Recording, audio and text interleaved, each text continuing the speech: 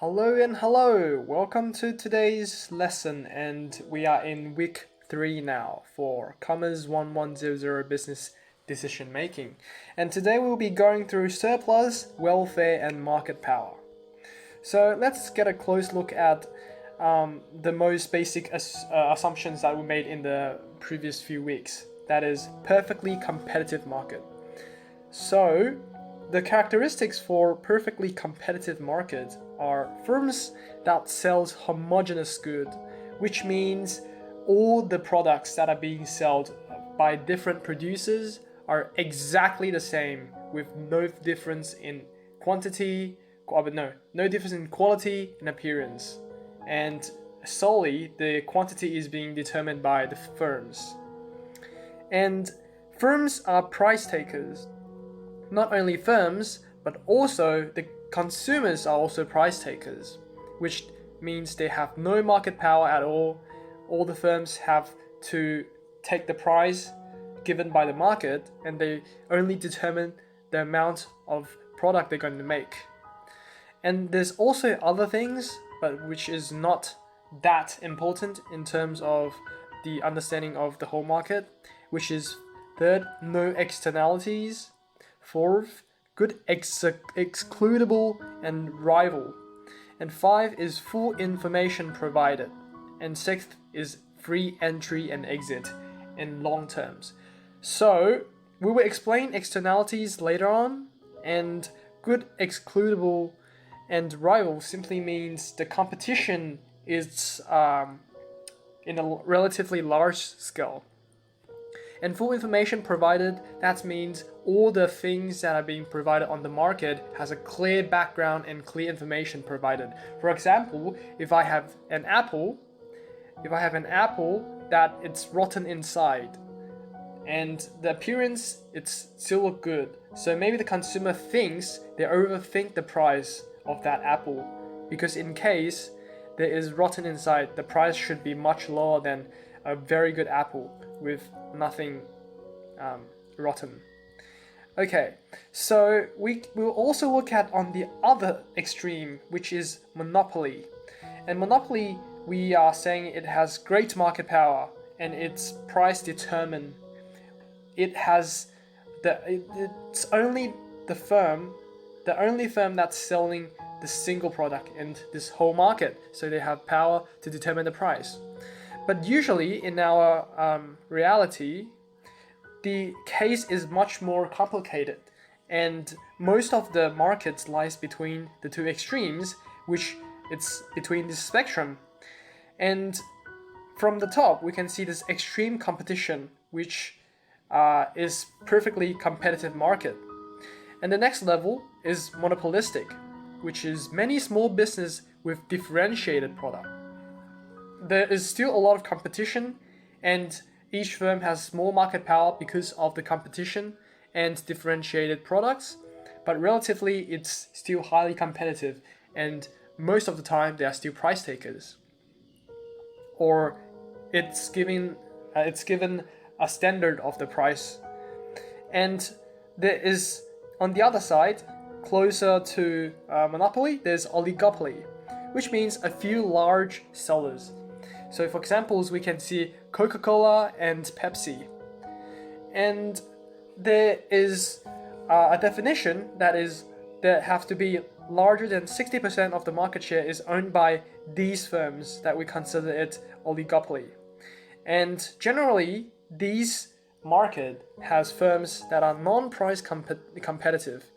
And there's like non-price competitions, which means they are trying to take more market share and they do not have the competition of price. And generally, these kind of price will result in a very low cost and low price for consumers. For example, you can see in Australia, there's Woolworths and Coles. These are all oligopoly, but they do not have the same market power as monopoly. And among these levels, we are saying that these are in perfect competition market. So except the first perfectly competitive market, we are saying all these others are in perfect competition market. And these will be the combination of monopolistic, oligopoly, monopoly, yes, and that's like most of the market that we can find. It lays on this spectrum. Okay, going to the next one, we are talking about market power. And essentially what is market power is the ability to determine the market price and change the market price without losing too much customers. So in this case, demand curve or elasticity shows the power. For large elasticity, there is more market power, because if you change the price, people's demanding your quantity, your product is going to change like largely. And for small elasticity, such as medicine or whatever, they're large market power, because even if you change the price, there won't be too much difference in quantity demanded, as they are necessities, sometimes even life-sustaining. So for price maker monopoly, firms decide how much to sell and at what price. This is very much different from perfectly competitive market, because in perfectly competitive market, consumers and firms are only price takers, which they only determine how much to buy and how much to sell. They do not determine the price. The competition in perfectly competitive market determine the price. And in this, we can see that there is 3 curves that we can see. And one is the yellow one here, is the marginal cost. The red one is the demand curve, and the black one is the marginal revenue curve for monopoly. And we can see, because it has to decide how much to sell and at what price, which is constrained by demand curve, we can see the monopoly can only determine a good price or good quantity. And the best way to do it is to find a point where it has highest maximum profit that they could receive in terms of these graphs. And in that case, this is the point at where the equilibrium forms between the black and yellow line, which is the marginal revenue curve and the marginal cost. And they could sell at the price that is of the normal demand curve of a perfectly competitive market. For higher profit monopoly, it will limit the amount of product, because monopoly have to try to maximize their profit. And monopoly, despite having large market power, it does not exceed the demand curve, because if he produce more than what is needed, no one's going to buy it. And if he produce at the amount that just enough for everybody, he's going to charge the price at a very normal price curve line, because some people may be considering that's too expensive. And for that case, the price have to be acceptable. Okay, going to next is welfare economics.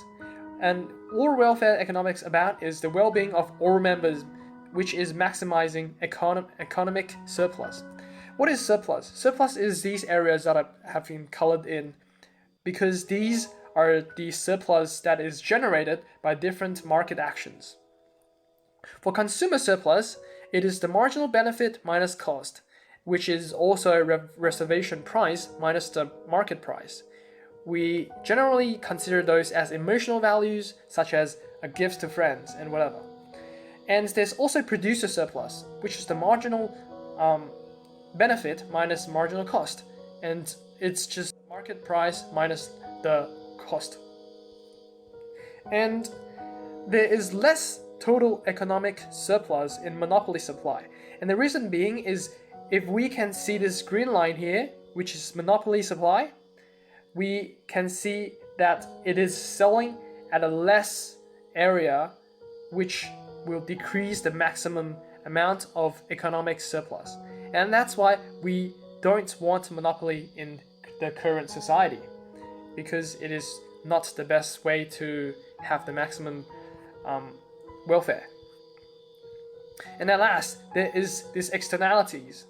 What is externalities? Externalities is just one of the terms that describes what makes perfectly competitive market impossible. That's because generally when we are speaking price, benefit, cost, we are only considering the numbers on a paper or whatever. and there is so much cost that is incurred in different areas, different places, that we cannot be calculated into our paper sheets. For example, pollution and cleanup cost. These are not business costs because they do not have to do the cleanup. They only have to produce the thing. And these costs are being paid by the customers or even the societies and the environment. So the actual marginal cost we can see here, red one, it's actually higher than the marginal cost of firm, because the part between small red place and the intersection, these place is the exceeding externalities cost that is not being incurred by the firm, which they do not calculate it in. So the actual quantity to maximize economic surplus, it's actually at this place in red, the left dotted line. And as we can see, externalities reduce economic efficiency, or sometimes it could also improve efficiency, such as if I purchase an electric car. The electric cars will reduce the amount of CO2 emission, which is in fact a good externalities. That's all you need to know about externalities. Just remember there's good externalities and bad externalities. It depends on the effect of such impact on the exact thing, on the exact market curve line. Thank you for coming to this week's lesson, and I will be seeing you next week.